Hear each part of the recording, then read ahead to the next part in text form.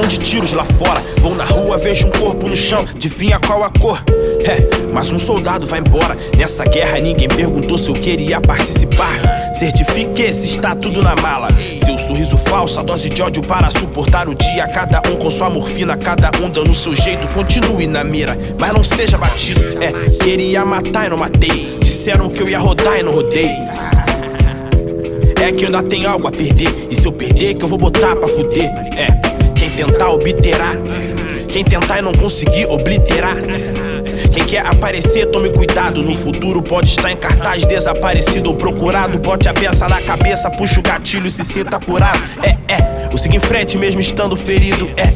Ou seja fraco e se esconda igual rato. Forte ou fraco, ninguém tem nada a ver com as minhas escolhas. Minha perspectiva, minhas regras. Minhas feras soltas, minha selva. Onde matamos um rei por dia. Todo dia, que me causa agonia, me sufoca. Seja batido na tentativa de troca. A vida ensina e a gente é obrigado a aprender. A vida em si, na pista, te obriga a viver. A vida ensina, ensinas, milhas, minas, sinos e sinais pra ficar mais sagaz. Deus continua me testando, demônio continua me tentando. E porra, eu só queria ter um dia normal, sem ter que escolher entre o bem e o mal. Pra mim os dois são letal. No meio dessa briga eu tento, mas não me firmo. Às vezes oscilando entre a porta do paraíso e a beira do abismo. Mas entre o bem e o mal existe um lado forte e um nó. Então me diz quem viverá um lado só. Meu pior inimigo está comigo quando estou só. E o ser humano enlouquece. Salve-se quem puder. Salve-se quem tem fé.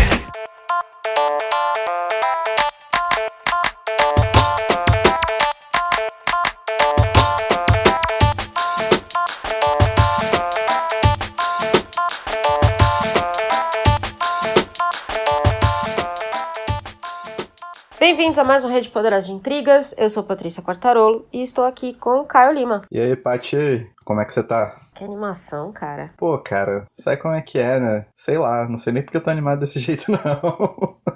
Nem eu acho que você tá animado porque a gente vai falar mal de livro. Pode ser. Pode ser. Eu fiz um teste no BuzzFeed, finalmente eu entendi que meu problema com as pessoas são as pessoas muito felizes. Portanto, Ixi. Vamos baixar essa bola, vamos voltar aqui pro normal. Comecei mal, né? E você sabe, né? Se o BuzzFeed falou, é porque é verdade. Ah, com certeza. Fato. Com certeza. Fato. E aqui a gente vai seguir a nossa série sobre o Na Fissura, do Johann Hari. Que a gente já fez o primeiro episódio, já comentamos, já situamos o livro. E nesse segundo episódio, na verdade, a gente vai unir duas partes, né? A segunda parte e a terceira parte, porque elas têm muitas similaridades. Total. Então a gente vai continuar aqui a série, a gente vai discutir sobre... Eu vou pegar os títulos das partes, pra quem está acompanhando, pra quem é totalmente nerd. São as partes fantasmas e anjos. E até nos títulos elas também têm muita similaridade. Então pra quem não ouviu ainda, volta lá pra primeira parte, onde a gente explica um pouquinho dessa série, onde a gente fala um pouquinho da introdução do livro, né, dessa primeira parte que foi muito forte, foi muito boa, atrevo-me a dizer, porque a segunda e a terceira parte foi menos boa, foram menos boas, né, não sei. Eu acho que a gente sai de um exercício de pesquisa jornalística e começa a entrar naqueles problemas que a gente destacou sobre o Hari no final do primeiro episódio. Exatamente. Na primeira parte, ele cria os 3 arquétipos. Né? Então ele cria o homem da lei, que é o Harry. Ele cria o bandido, o traficante, nesse caso o narcotraficante, que é o Rothstein? Rothstein, Isso. E ele tem a figura ali da Billie Holiday, que é a usuária de drogas, negra, nesse caso, porque ele vai trazer sim esse componente de racismo, a gente falou bastante disso na primeira parte, mas ele cria, esses 3 personagens, eles viram meio que os arquétipos da guerra às drogas, certo? Exato. Nessa segunda e terceira parte, ele vai fazer o quê? Ele vai trazer mais personagens reais que se encaixam nesses arquétipos. Sim, mas agora, né, no nosso tempo. No nosso tempo, exatamente. Ele vai meio que aproximar a guerra às drogas da gente. Porque, tudo bem, a contextualização dos anos 1920 foi ótima. Acho que eu gostei, foi a minha parte preferida até agora. E aí você pode parar pra pensar assim, pô, mas isso tá muito longe. Então ele vai mostrar que não. Não, nem um pouco. A gente vai ver, ou ele vai tentar mostrar que a guerra às drogas afeta muito mais o nosso cotidiano do que a gente imagina. Exato. Então na parte fantasmas, vamos lá quebrar um pouco esses personagens, pode ser? Vamos nessa. Tô contigo. Então ele traz o Tino, que é um jovem, bem jovem mesmo, né? Acho que a gente tá falando 15, 16 anos, que teve uma vida trágica, na pobreza e que virou traficante. Ele tinha um ponto ali, o Tino era visto como muito violento para defender o ponto dele, o ponto de venda, e era um traficante. E aí o Harry vai entrevistar o Tino sobre a sua trajetória no mundo das drogas e também, eventualmente, a sua saída no mundo das drogas, né? Exato. O Tino fazia parte de uma gangue. Souls of Mischief. Exatamente. Que controlavam parte do tráfico. Na região de Nova York ali. Controlavam um bairro. Eu achei interessante a premissa dele trazer esse personagem, porque não é um personagem desconhecido. E aí aqui eu acho que vale a gente colocar um pouquinho também. A gente falou do Harry no primeiro episódio, mas o Harry é um europeu, branco. Ele teve uma outra experiência de como falar de tráfico, né? Acho que ele teve uma outra experiência de como falar de tráfico. Ele tem uns privilégios e a classe dele permite que ele veja as coisas de uma maneira muito mais, talvez, fantasiada do que realmente é. E ele também teve uma outra experiência de jornalismo. Isso é importante frisar. Excelente. Ótimo, é verdade. Porque, por mais que a proposta de trazer o Tino seja, talvez para um público europeu que não lida com as questões de tráfico tão claramente todos os dias, essa história tenha sido, assim, uma história de redenção maravilhosa. Sim. Mas, quando a gente lê aqui, ela é só mais uma história, na verdade. Sim. Não sei se você concorda, mas eu li essa história e falei, ok, a gente já leu muito disso. Eu já conheço histórias assim. Na vida pessoal eu conheço histórias como essa. Então acho que todos nós que vivemos num país tão dominado pelo narcotráfico, né, porque é um porto de tráfico muito forte, a gente tem uma relação diferente com as histórias do tráfico, de todos os lados, de usuário, de traficante e de polícia. Então eu entendo que a experiência de leitura nossa desse livro vai ser completamente diferente da experiência de leitura de um europeu americano. Tanto que o próprio Noam Chomsky faz um blurb que eu não entendi nada aqui. Logo ele. Não é não? Logo Achei ele. Bizarríssimo. O próprio Stephen Fry. Stephen Fry é um britânico maravilhoso. E eu acho incrível que ele fala assim, as histórias nesse livro são de cair o queixo. Eu falei, é verdade. Abre um jornal brasileiro qualquer dia. Entendeu? Não é? Eu acho que não só o brasileiro, mas em países de primeiro mundo como os Estados Unidos, isso não é incomum, né? São histórias... Não é verdade. Não é incomum, mas é menos claro, você não acha? Eles veem mais como um problema mais de alto... Por isso que eu acho que esse livro talvez tenha sido tão bem aceito nesses países, porque eles veem o problema das drogas como um problema, assim, muito específico, mas eles olham por isso de um ponto muito mais alto. Então, assim, aquela cidade tem um problema de drogas. Eu não acho que eles têm esses relatos de traficantes e usuários tão abertos quanto a gente pode ter aqui. Cara, será? Mas eu acho que hoje, na época que ele escreveu o livro, né, nessa década, né, de 2010 a 2019, ou de 2011 a 2020, cada um bota a década como quiser. O principal ritmo musical do mundo é o hip hop, há mais ou menos uma década. Se não é o principal, vem subindo astronomicamente. E quais raps, né? O que os raps falam? Ele usa, inclusive, numa parte do Chino, uma frase de uma música do Notorious Big, que se chama 10 Crack Commandments, que seriam os 10 mandamentos do crack. O Big, ele foi traficante antes de virar rapper. O Jay-Z, marido da Beyoncé, ele só resolveu virar rapper de vez quando ele assinou o primeiro grande contrato, porque no primeiro disco dele, que é o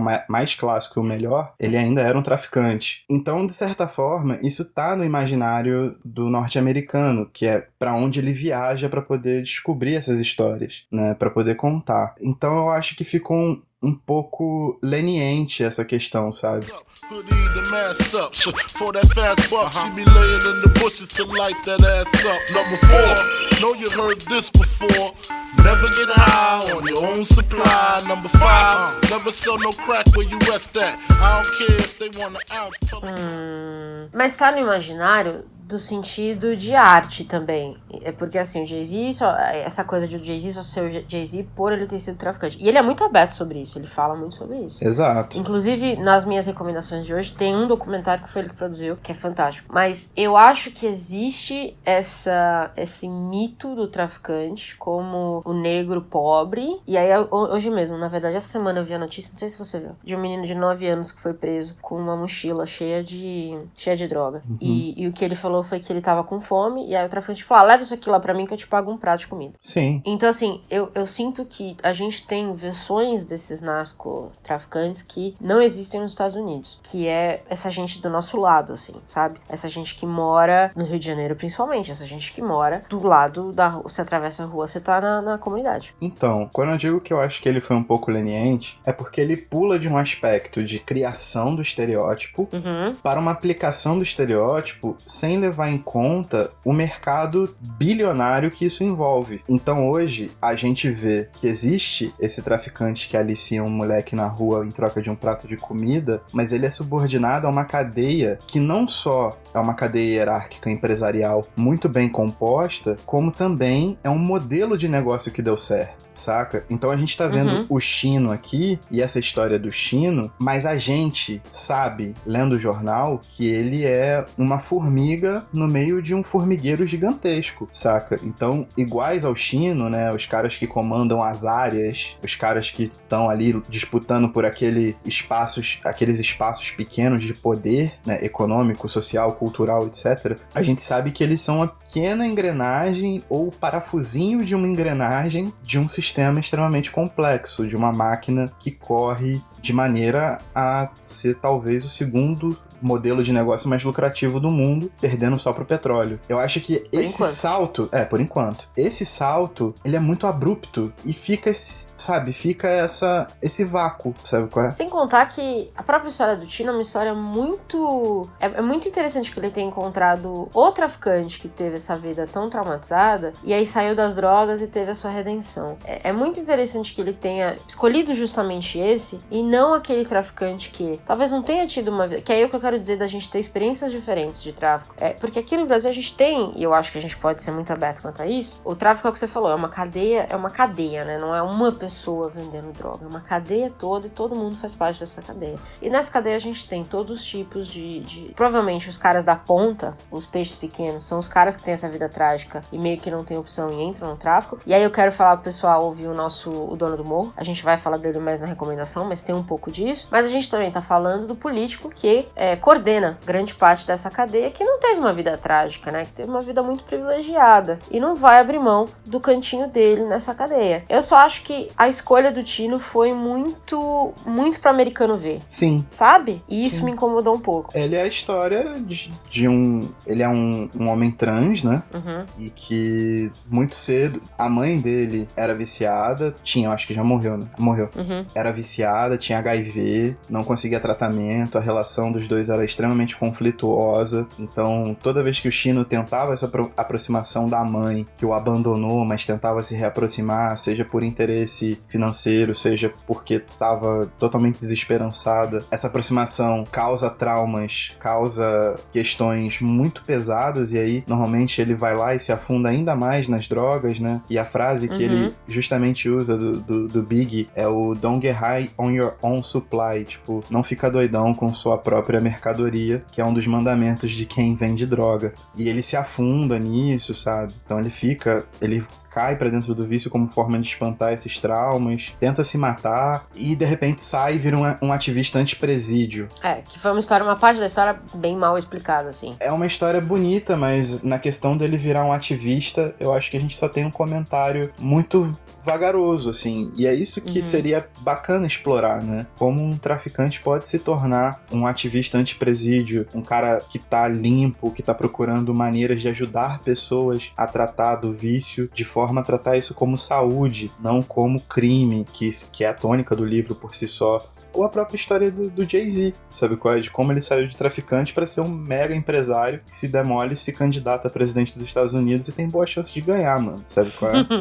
Eu gostaria que ganhasse, inclusive. Eu concordo. Eu acho que a primeira parte, assim, a ideia foi boa, a execução foi mediana, relativamente medíocre. E não só isso, a gente começa a cair, é o que você falou, efetivamente nos problemas que o Harry tem como autor.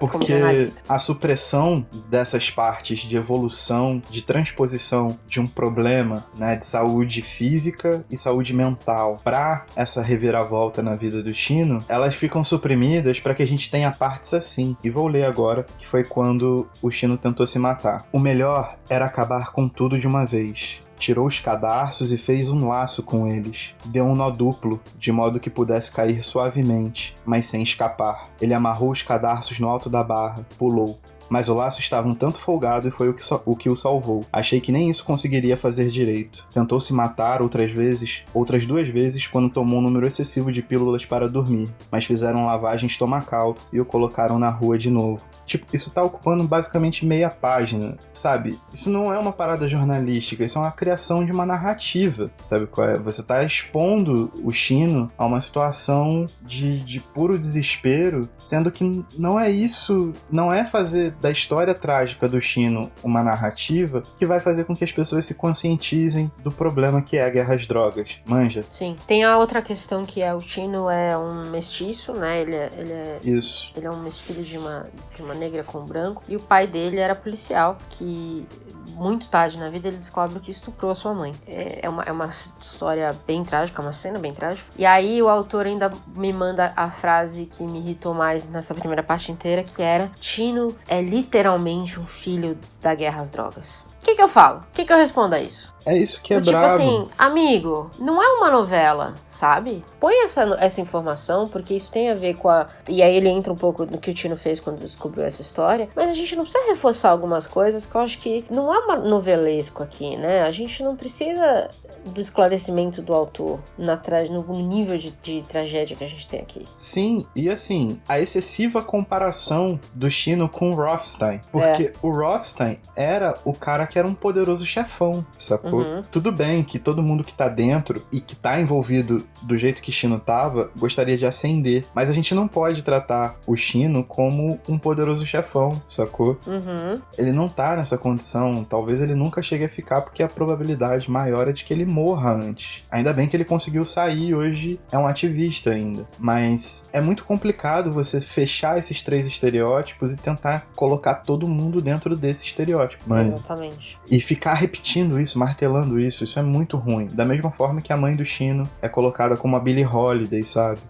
Isso é sistemático durante os capítulos e isso atrapalha muito a individuação do cara, da pessoa que ele tá falando. Atrapalha muito essa construção sobre a qual a gente quer pautar, né, a experiência do Shino. E que ele tenta criar uma narrativa por cima, que eu acho ainda pior. Mas enfim, é isso. E isso, eu acho que isso é ainda pior nessa segunda parte, que é o lado da polícia. Pra mim, isso ficou ainda pior, assim, porque ele pega uma policial de Baltimore, né? Que é uma cidade conhecida por ter um problema seríssimo de drogas. É a cidade modelo, né? Tipo... na verdade era uma cidade modelo no combate às drogas. Exato. E aí eu encontrei alguns artigos recentes falando que a questão das drogas em Baltimore está pior do que nunca. Então eu não sei como é que foi definida como modelo. É, modelo do que Anslinger queria, porque foi a cidade que aceitou todas as medidas que o Anslinger queria sem questionar. De e deu no que deu, exatamente. Deu no que deu. E aí ele acompanha uma policial que assumia essas regras como a base, então ela era uma mão forte aí contra o tráfico, e aí de repente ela percebe que não adianta. Parece quase que foi ela pede um amigo, né? Ela pede um parceiro, e aí de repente ela acorda. Essa parte toda eu achei absolutamente ridículo. Achei forçado a um nível assim, novela das 8 mesmo, sabe? Você precisa resolver em um capítulo a história, o arco desse personagem, e aí você fala, o meu parceiro morreu, realmente a guerra às drogas não funciona. É muito complicado, porque parece que é como se fosse uma iluminação, né? Como se ela, enquanto policial, não soubesse daquilo que ela estava fazendo. Exatamente. Saca? Mas ela tinha perfeita noção. Inocente até o parceiro morrer. Ela não sabia, ela nunca tinha pensado nisso. Tipo... Até o parceiro morrer. Tô aqui só fazendo bem, saca? E, de repente, quando você vai conferir os números da prisão, e isso é uma coisa que ele mesmo dá no livro, em 1993, 19% dos traficantes eram negros, mas 64% dos presos por tráfico eram negros. Então, tipo, é bizarro a diferença. Será que ela realmente não sabia o que tava fazendo? Não faz sentido. Não faz sentido. Não faz sentido. Da mesma forma que a redenção dela também fica mal explicada, porque é como se ela realmente tivesse sido iluminada por aquilo. E quando a gente trata de um assunto tão grave quanto racismo estrutural, quanto guerra às drogas, quanto todo o entorno, né, né, disso, todos os objetivos da discussão por si só, a gente não pode falar que veio o anjo Gabriel falar que Maria estava grávida de Jesus, tá ligado? Eu entendo que, pra quem vive numa bolha, alguma coisa vai acontecer, alguma coisa um pouco mais chocante vai acontecer que vai estourar a sua bolha. Eu entendo isso. E aí, no caso dela, foi a morte do parceiro. Mas ela não está numa bolha isolada do tráfico. Ela trabalha com o tráfico. Assim, não é possível que ela nunca tenha ouvido alguém falar sobre a questão do racismo no tráfico. Não é possível que ela nunca tenha tido uma conversa com um parceiro da polícia sobre essa questão. Entende o que eu quero dizer? Tipo, colocar essa policial como completamente alheia ao que acontecia na guerra ao tráfico e de repente ela acordou, quase me fez pensar de que é uma personagem ficcional. Sim, e ainda tem um agravante, né? Porque ela achava que cumpria o dever dela por ter feito, por exemplo, uma missão onde ela estava infiltrada na KKK, né, na Ku Klux Klan. Ela tava infiltrada, ok, ela tava ali desarmando aquele grupo, mas aquele grupo é o extremo do sistema racista, sabe qual é? Exato. Não é possível que ela não saiba discutir questões básicas legais que ela cumpre todo dia. Isso não pode ser uma iluminação, não pode. A gente não pode acreditar que as pessoas simplesmente vão se conscientizar porque, sei lá, o amigo morreu, porque teve uma iluminação depois de uma tentativa de se matar, sabe qual é? Os contextos são muito maiores, por isso que isso tomou a proporção que tomou. Não é uma história isoladinha ali no cantinho de Baltimore ou num bairro esquecido de Nova York. E aí é que eu acho que essa questão do olhar europeu dele quebrou um pouco a narrativa, porque o que a gente fala muito aqui no Brasil e a conversa de desmilitarização tem muito a ver com isso, é que o policial mata e morre na guerra às drogas. Quase, mas não necessariamente na mesma proporção. E aí aqui essa conversa eu acho que é muito mais avançada. Um capítulo sobre desmilitarização e a visão da polícia sobre isso, pra mim, teria sido muito mais relevante, muito mais interessante. Mas essa não é uma conversa que o mundo europeu e americano tem, né? Esse não é o ponto da conversa deles. E é por isso que eu acho que quando a gente fala que tem um olhar europeu muito forte aqui, é isso. Ninguém conversa sobre a estrutura da polícia. Não existe uma conversa sobre a estrutura dessa guerra, a estrutura das leis, porque, de novo, vai ter um documentário que eu vou recomendar, que é a 13ª Emenda. Existe uma lei que fala muito dessa questão da prisão e afeta os negros de uma maneira muito diferente que afeta os brancos. Então, assim, não existe essa conversa. Ele simplesmente disse que essa policial acordou e aí ela deixou de acreditar na guerra às drogas. Então, assim, é muito superficial. Muito superficial. É muito superficial, e falamos até sobre a 13ª Emenda, que eu corroboro a sua indicação. É um belo documentário que trata sobre o sistema prisional e como esse sistema prisional é racista. A gente já pode ligar até na parte 3 com o caso da Márcia Powell, que é um caso bem trágico, porque mostra exatamente isso, né? Como as coisas funcionam dentro das prisões e como ele não questiona por que existem essas prisões, porque todas essas prisões são privadas e qualquer instituição privada é feita pra dar lucro. Vamos falar do caso da Márcia, então, que é uma porrada também. A história em si é uma porrada, a conclusão dele é cagada, mas vamos lá. A Márcia era uma presa no Arizona. Exatamente. Foi presa porque acho que ela tinha o quê? Dois baseados, ela tinha um pouquinho de maconha, não era isso? Foi presa, foi mandada pra uma das prisões modelo, que inclusive o xerife chamava de...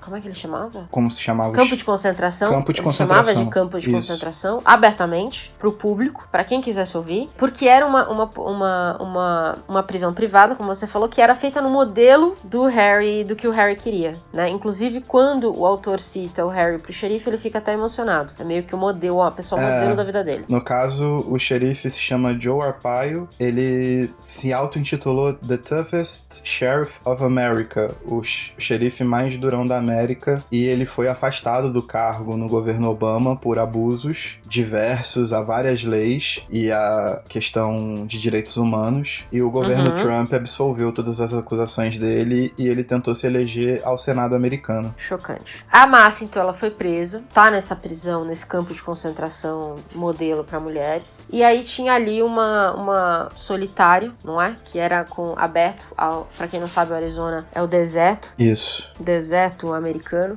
As temperaturas chegam a 45 graus, e pensa, 45 graus no deserto, e aí a solitária, ela era no meio do deserto aberto, então você ficava ali exposto ao sol. Era uma jaula. Isso, uma jaula, é verdade. A céu aberto. E a Márcia estava lá dentro e, resumindo a história, ela foi assada. Morreu cozida. Exato. E a polícia ali em volta, os policiais ali, o o pessoal da prisão, viu que ela estava, não reagia, teve uma hora que ela caiu no chão, ela não se mexia mais, mas ninguém fez nada. Só deixou ela terminar de cozinhar e depois recolheram tudo e já era. E a gente não tá falando isso levemente. Efetivamente, os médicos falaram que os órgãos dela foram cozidos. Exatamente. E aí isso meio que chocou as pessoas que achavam que no campo de concentração, não sei o que elas esperavam que acontecesse. E aí ele vai contar um pouco da experiência das demais presas nessa prisão específica. Sim, exato. Mas em momento nenhum ele entrevista a empresa privada que cuida da prisão. Perfeitamente. Não entrevista nem autoridades do Estado que possam tentar esclarecer, porque até hoje o companheiro da Márcia tenta lutar por alguma justiça e não consegue. Exato. E aí tem um outro agravante do autor, que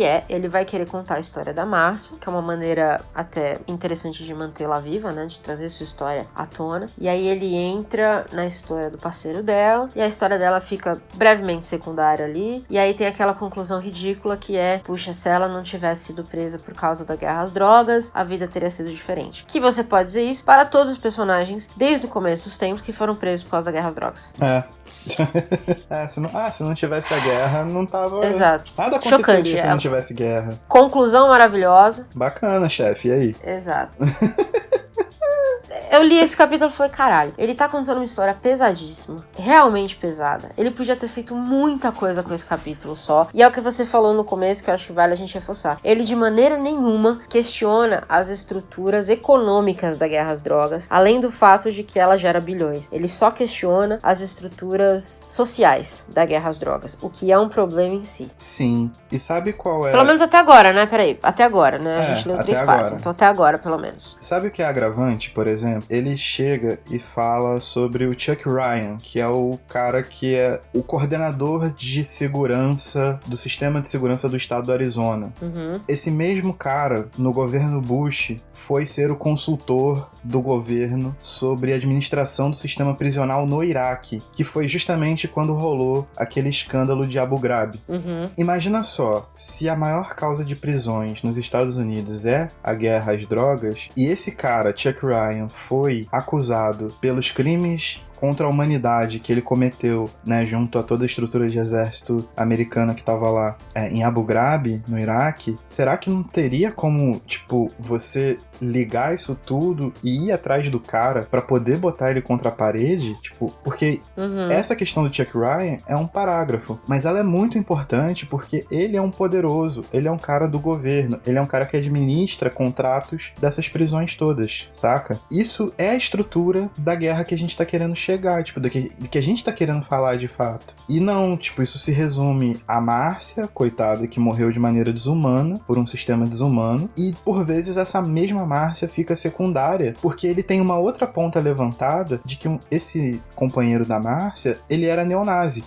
Então, o problema da droga não está nas comunidades negras, que efetivamente nos Estados Unidos são minoria. O problema é muito mais profundo. E aí, o arquétipo da Billie Holiday viram as vítimas, né? Foi baseado nas vítimas. O que ele mais elabora é a questão quando ele fala da conexão mexicana, né? Então, ele vai ali no Texas, onde tem uma cidadezinha que você atravessou a rua, basicamente, você está no México. Isso aí. Ali existe um controle muito, muito forte de um narcotraficante. Tem muito poder e é muito violento, né? E aí ele vai entrevistar, olha que coincidência, também um cara que fez parte desse cartel e saiu do cartel. Olha que sorte. Saiu do cartel. Tá preso e saiu do cartel. Mas também não entra em determinados assuntos, né? Então ele não consegue tirar desse cara algumas informações que poderiam ser interessantes, porque o cara simplesmente não quer falar sobre certas coisas. E aí ele tem a mesma história muito parecida com a do Tino, né? Entrou no cartel muito jovem, e aí ele foi entendendo como era a violência, que você tem que se provar, e aí pra esse traficante específico você tem que ser cada vez mais violento, que vai gerando... E aí a violência vira um ciclo vicioso, enfim. Cara, que eu achei... Eu acho complicado porque é o seguinte, essa gangue, eu acho que essa organização criminosa é uma organização paramilitar, na verdade. Isso é legal no começo, porque ele começa a chegar no problema todo, que militares foram pra lá pra combater problemas fronteiriços, também relativos a tráfico de drogas, e alguns viram quão lucrativo era e resolveram fazer uma unidade paramilitar, chamado Zetas. Há um tempo atrás dava pra ouvir bastante coisa sobre eles no noticiário, inclusive aqui no Brasil. Mas enfim. Militares americanos. Militares americanos. E esses militares, eles realmente treinavam os caras da maneira que soldados treinavam. Então eles não eram só uma gangue, não eram só uma facção. Eles eram um grupo paramilitar. Eles eram treinados e equipados com tecnologia, com armas, com treinamento de artes marciais, com treinamento em diferentes tipos de armas, em diferentes tipos de explosivos, essa coisa toda. Fora a organização do tráfico por si só, né? Que já é uma organização administrativa gigantesca. E esse Rosalio, ele foi um cara que passou 3 anos da juventude dele, tipo dos 16 aos 18 anos, né? 16, 18, 19, por aí. E ele quis sair, só que ele só saiu porque ele se entregou. Só que mesmo na prisão, ele tinha medo, porque esse grupo paramilitar tinha suas conexões dentro da prisão também. Alguns foram presos. Ele foi atacado, né? E ele foi atacado diversas vezes. E de repente ele aparece dando entrevista, manja. Não tem muito essa contextualização. Tipo, tem a infância do Rosalio, o porquê que ele entrou, que é sempre aquela coisa da aspiração, né? Do dinheiro, do poder, numa cidade fronteiriça, onde nada acontece, você conquista tudo pela força, é carteirada, coronelismo na veia e tal. Então você vai somando esse respeito, esse poder e vai ascendendo. Porém, por si só, fica um trabalho vazio, porque, tipo, tem coisas que o Rosalio nunca vai se atrever a falar. E ele morreu por causa disso. Acho que 1 ano, 2 anos depois do lançamento do livro, o Rosalio foi assassinado dentro da prisão. E não só isso, né? Ele fala muito da corrupção da polícia mexicana, que era controlada pelo traficante, mas ele não elabora muito bem a corrupção dos militares americanos. Ele só coloca esse pontinho aí, é uma frase na estrutura, na criação dos Zetas. Sim. Mas vamos falar um pouquinho sobre como isso gerou essas forças paramilitares que a gente tem em toda a América Latina hoje, né? Vamos elaborar um pouquinho mais o papel que os militares americanos tiveram na criação dessas forças que hoje aterrorizam cidades inteiras. Sim. Ou vamos chamar um militar americano para contar um pouquinho sobre isso. Então, para mim, o Harry foi nas pessoas mais fáceis para conversar, nas que contariam uma história que fosse mais triste do que efetiva na conversa, entende? Ele quis criar uma narrativa que comovesse as pessoas, e realmente essas histórias todas comovem, porque são histórias trágicas. Claro. Porém, de forma alguma, ele fala sobre a estrutura daquilo que condena essas pessoas a essas situações, saca? Ou se ele fala, é muito por cima. E aí que tá a questão toda, tipo, quando você precisa adentrar assuntos tão grandes e tão cheios de nuances e que você vai ter que confrontar linhas, estamentos de poder muito maiores do que o seu como indivíduo, jornalista ou o que quer que seja, você não pode ficar no meio termo, você não pode lançar uma parada pela metade. Ou você mete a cara, ou você não fala nada. Exato, porque o que deu a entender você ler essas histórias é que o problema era os mexicanos que queriam crescer, queriam dinheiro e controlavam a região. Mas existe um problema ali muito mais sério por trás, que é a corrupção dos americanos. E outra, do mercado americano, que pede droga como nenhum outro mercado no mundo. Exatamente. Então assim, vamos dar uma olhada pra isso.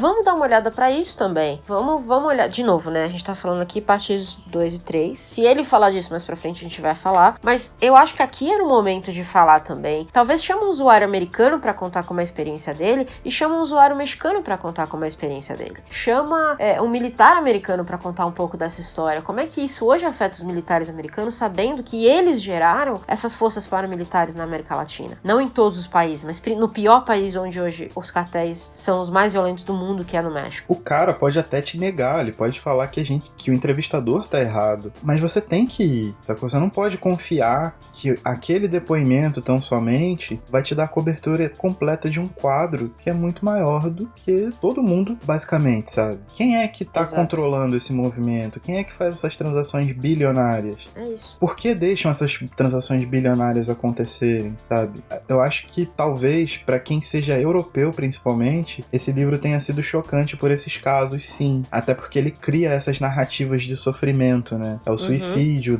a tentativa de suicídio do Chino, a Marcia Powell, que ele faz uma narrativa toda romanceada. No próprio caso do do Rosalho, ele também faz, por diversas vezes, questão de colocar potência em certos fatores específicos, mas pra quem tá aqui na América do Sul... Não, né, então, é isso que eu tô te falando. na América Latina... É um artigo e um dia do jornal, e amanhã vai ter outro, e depois vai ter outro. Você abre o jornal e você vê isso o tempo todo. Manja. E eu acho muito complicado que ele não tenha desenvolvido uma conversa que tente captar. Porque isso não é pesquisa, isso é construção de narrativa, isso não é pesquisa, manja. E não mais, e onde ele faz isso ainda mais, é quando ele conta a história da moça mexicana que foi morta pelo namorado que fazia parte de um cartel, e a mãe, e toda a peregrinação da mãe pra que esse homem fosse preso, né? Ela foi até a capital do México pra atrair essa atenção. O que, de novo, pra mim, coloca o problema como um problema do México. Sim, exatamente, como um problema só do México. Ou da América Latina, no caso. E eu acho muito engraçado porque aqui ele nomeia essa vítima, mas no final da segunda parte ele só nomeia como cogumelos, o que foi uma das coisas mais terríveis que eu já ouvi, sabe? Tipo, uma página, não precisava ter aquilo. Se ele vai ter o caso da Marisela e da Ruby Freire aqui, ele não precisava ter nomeado essas pessoas como cogumelos, manja. Até porque, vai me desculpar, mas em toda a literatura que eu peguei sobre isso, eu nunca vi algo parecido, sabe? Você comparar vítimas terceiras de uma guerra a cogumelos. Eu acho que é uma parada completamente... É um recurso completamente desnecessário, um recurso completamente infantil também. Ele tenta infantilizar a narrativa... Perdão, ele tenta infantilizar a história das pessoas. Eu acho que eu acabei de encontrar esse termo. Mas é isso, ele tenta infantilizar. É como se ele estivesse colocando figuras no lugar de palavras. Como que é, e aí, né, o nosso excelente, presidente. porque aí eu quero reforçar... Eu não sei se eu falei isso na primeira parte, mas eu quero reforçar aqui. Pra mim, essa segunda e terceira parte mostraram o quanto o Harry, eu já te falei isso, é colunista, mas não é jornalista. Exato. Ele é um colunista porque o que é a sua coluna? A sua coluna é uma coluna de opinião, né? Você forma ali a sua narrativa e dá a sua opinião em cima de determinado assunto. O jornalista... E aí aqui eu acho que ficou gritante a diferença desse livro pro da Lilia, por exemplo. A Lilia tinha parágrafos inteiros só de dados. Sim, sim. Você podia analisar e tirar a sua própria conclusão. Sim. O Harry, ele não só cria narrativas, como ele efetivamente, em alguns momentos, dá opinião. E eu acho que ele modifica números e manipula números, porque os números aparecem no meio da narrativa. Então esses números vão convergir para aquilo que ele tá escrevendo, sacou? São poucos os momentos em que ele realmente usa números efetivos. Foi eu até citei um pouco antes, né, sobre os presos por tráfico em 1993, mas isso é muito grave, cara. Isso é muito grave, porque você manipula a história. E fora quando ele convenientemente esquece de citar alguns números. Então, por exemplo, qual a faixa etária padrão de quem começa a trabalhar no cartel? Qual a faixa de policiais que morrem no trabalho? Quantos policiais se converteram a ativistas anti-guerra das drogas? Qual que é o treinamento dos policiais e quanto tempo eles passam falando dessa guerra? Sabe assim? Ele esquece de falar coisas muito, muito importantes, eu acho, pra história. E que talvez os números não corroborassem o que ele quer dizer. Sim. Então, tem alguns trechos aqui, efetivamente, deixa várias perguntas que ele convenientemente não responde. E eu acho que, por exemplo, puxando aquele documentário que a gente citou no primeiro episódio, The House I Live In, que ele coloca, inclusive, como referência no livro, puxando o documentário 13ª Emenda, puxando o documentário sobre os Panteras Negras, que também tem na Netflix. Você vê que outras pessoas foram importantes nesse processo para fomentar essa guerra maluca. Então ele não fala de Richard Nixon, ele não fala de Ronald Reagan, sabe? Ele não fala... Até agora, né? Vamos só reforçar aqui, partes 2 e 3. Mas a gente já deu o salto temporal, a gente saiu de 1920 e já tá em 2015. Verdade também. Né? Já que a gente tá falando das recomendações, vamos reforçar então aqui o que a gente recomenda, que a gente lendo essa parte, veio à mente aqui, que vai ajudar um pouco a trazer um pouco mais de suco pra essa parte. Então a gente já falou da 13ª Emenda, que é um documentário maravilhoso que está na Netflix. O documentário sobre os Panteras Negras, porque a principal gangue, uma das duas principais gangues, os Bloods, nos Estados Unidos, é um braço que saiu justamente dos Panteras. Acho importante importante, fica sempre a questão de ouvirem nosso episódio sobre o Dono do Morro e lerem o livro do Misha Glenn, o Dono do Morro. Eu acho que o trabalho que ele faz com o Nen da Rocinha é o que eu gostaria de ter visto nesse livro do Na Fissura. Porque ele vai no Beltrame, ele fala do Sérgio Cabral, ele fala do César Maia, ele fala com o policial, ele corre tudo, mano. Ele corre tudo, sabe? É um trabalho muito sinistro, muito sinistro. Tem também um livro chamado 000, do Roberto Saviano, que fala sobre essa questão do narcotráfico mundial. Ele, inclusive, foi convidado da Flip, não pôde vir pra Flip, porque ele tava num sistema de proteção a possíveis alvos, né, do narcotráfico e tal. Foi bem grave. Ele só gravou um depoimento em vídeo rapidinho, justificando porque ele não tinha ido, mas ele é um cara que também se aprofunda muito nesse tema. Eu acho que é isso. São essas recomendações que eu tenho. Eu recomendo, além desses documentários, os livros e tudo mais, na Netflix tem um documentário chamado Time, The Kalief Browder Story, que é um documentário produzido pelo Jay-Z sobre o Kalief Browder, que era um jovem de 16 anos que foi preso e foi colocado na Rikers, que é a pior prisão de Nova York, e foi tratado como adulto. E ali ele era inocente. Ele foi tratado, apanhou pra caramba. E aí tem algumas pesquisas que falam sobre a questão da solitária, onde depois de 40 dias na solitária, o nosso cérebro começa a espanar. Ele ficou acho que mais de 2 anos na solitária. Então, são 7 episódios, é pesadíssimo, e isso aconteceu acho que em 2016. E aí, eventualmente, não vou contar a situação, mas enfim, tudo que acontece leva o governador na época a decidir que Rikers precisa ser fechada. E tem um componente racial muito forte nessa conversa. Vale a pena assistir, mas assim, esteja preparado psicologicamente, porque é pesado, real. E aí... Nessa mesma linha, também tem o Olhos que Condenam, né? É o Olhos que Condenam, exatamente. Na mesma linha, mesma coisa. E aí, a ficção inspirada na realidade, que eu acho que ajuda as pessoas a terem uma noção melhor da construção do narcotráfico na América Latina, é Narcos. Que pode ter ali seus defeitos de narrativa e tudo mais, mas eu acho que é muito importante para as pessoas entenderem a geografia do narcotráfico. Porque ele começa na América do Sul e ele vai subindo, porque ele vai se aproximando do principal mercado, né? Então, quanto mais próximo você tá do mercado principal que você tem, menos perigoso era a logística de transporte. Então, esse narcotráfico começa a Bolívia, Colômbia, e ele vai subindo até os Estados Unidos, até a fronteira dos Estados Unidos, que é o que a gente vê hoje. Então, o Narcos, eu acho que fez isso muito bem, em mostrar essa organização do narcotráfico que vai se aproximando do principal mercado, que ainda é o mercado norte-americano. Então, eu assistiria não só porque eu acho que a história em si é relevante para a América do Sul, explica muito sobre o que é a América Latina hoje, mas também explica muito de por que o tráfico começa na Colômbia e vai parar no México, que eu acho que nem todo mundo faz essa ligação. E, de novo, fala também um pouco do papel do DEA, né, que a gente conheceu aqui como ele foi criado, mas eu acho que Narcos mostra como ele efetivamente se intromete na guerra nos países onde ele, entre aspas, não é chamado. E eu acho que deixa aí uma conclusão relativamente nefasta. Então, eu lembrei de uma agora, que é uma ficção do nosso mestre maior, Roberto Bolanho. Boa. Mas no 2666 tem um capítulo dedicado, se não me engano, o 3º capítulo, a relatar mortes de mulheres que realmente aconteceram. Ele até cita, né? No livro é uma cidade fictícia, mas essas mortes aconteceram em Ciudad Juárez. Durante anos, mulheres morreram de maneira inexplicável. Foram muitos feminicídios. E essas mortes são consequência de um estado de violência e militarização geral. Ótimo. Muito bem lembrado. Então, se você quer entender o que são esses, entre aspas, cogumelos, eu acho que a ficção do Bolanho te dá algumas dicas pra você pesquisar e ver que não são fungos que nascem. Porque eles chamam as pessoas de fungos, mano. Que merda é essa? Acho que essas recomendações, elas colocam um pouquinho mais de né, o que eu falei, de recheio no que o Harry tentou fazer, mas pra mim faltou muita pesquisa aqui. Acho que se ele tivesse visto tudo isso, lido esses livros e entrevistado mais gente, talvez ele tivesse um pouco mais de... Talvez a gente conseguisse ler esse trecho e falar assim, caralho, que trabalho de pesquisa. Mas eu acho que deixou muito a desejar essa segunda e terceira parte aqui, porque é aquilo, a nossa experiência com tráfico, com histórias de tráfico, é completamente diferente, claramente, da dele. Então, infelizmente, né, eu diria. Mas, pra mim, é meio que como se uma pessoa que acabou de descobrir o narcotráfico tivesse escrito o livro. E até agora, como ele intitula essas pessoas como cogumelos, as mortes dessas pessoas justificam amplamente a manutenção desse sistema, saca? Acho que tem um pouco do efeito reverso universum, sabe?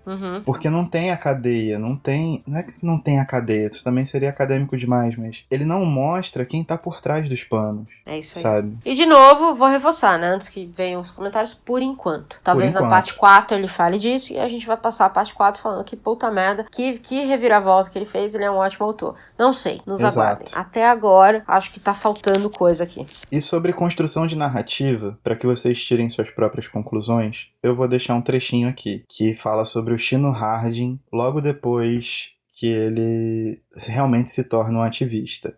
Com essa nova visão sobre a guerra às drogas, Chino se tornou ativista do movimento Sem Mais Cadeias para Jovens. Quando começamos a falar sobre isso, sua voz subitamente começou a mudar e ele deixou de soar como num filme de Spike Lee para se transformar em um personagem roteirizado por Aaron Sorkin, o autor de A Rede Social. Mano, vocês tiram suas conclusões.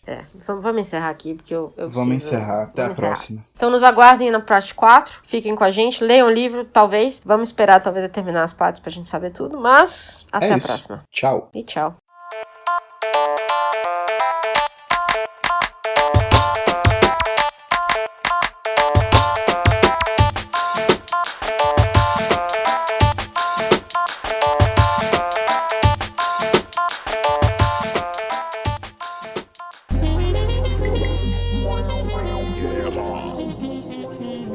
Mas tá fortando a hierarquia. Alien se arreganha quando vê o